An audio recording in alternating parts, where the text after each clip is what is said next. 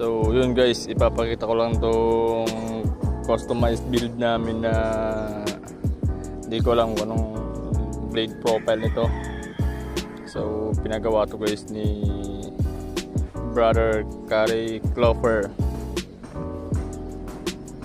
Yung scabbard, Nara to guys. Nara na in-stained ko para magmukhang dark.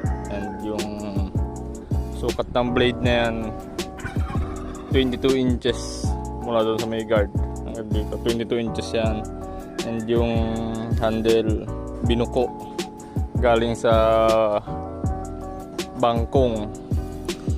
Pag tinignan na ganyan mukhang hindi tagos pero tagosan guys.